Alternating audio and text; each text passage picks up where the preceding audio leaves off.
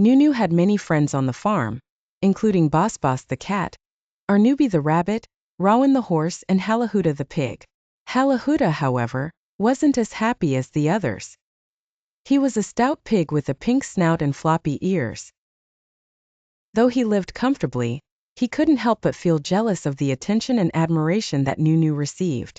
The other animals always gathered around Nunu, seeking her advice or simply enjoying her company. This made Halahoota feel overlooked.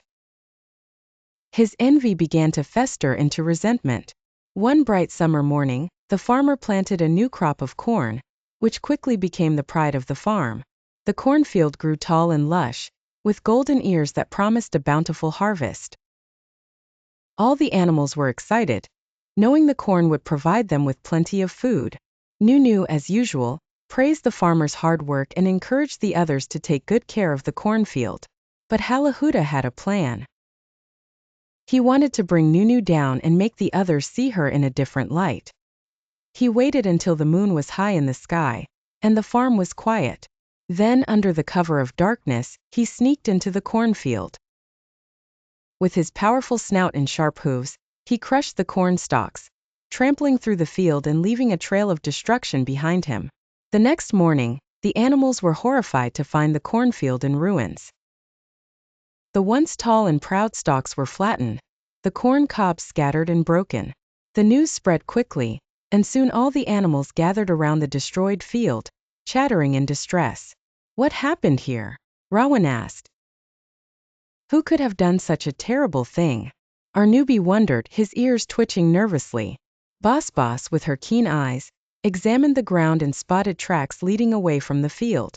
"These look like pig tracks," she said slowly. Halahoota, hiding behind the other animals, felt a surge of fear. But he quickly composed himself and stepped forward.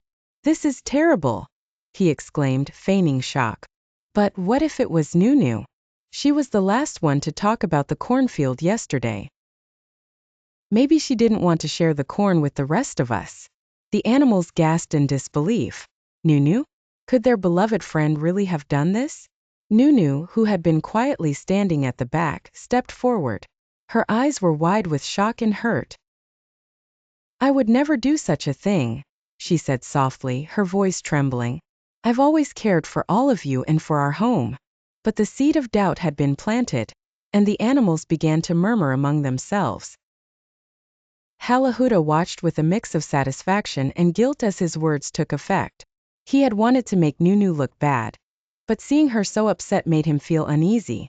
Boss, however, wasn't convinced. "We should investigate further," she suggested, her eyes narrowing as she looked at Halahoota. "Let's follow the tracks and see where they lead." The animals agreed, and together they followed the tracks around the farm. The trail led them past the pigsty, and then suddenly, it ended at a patch of ground covered with corn husks. Halahoota's heart pounded as the others looked around, realizing the tracks didn't lead to Nunu but to a spot very close to where Halahoota often played. "Nunu didn't do this," Boss said, turning to face the group. "These tracks, they end near Halahoota's favorite spot." Halahoota could feel all eyes on him now, and his face turned bright pink with embarrassment. He knew he couldn't lie his way out of this. I'm sorry," he stammered, his voice barely a whisper.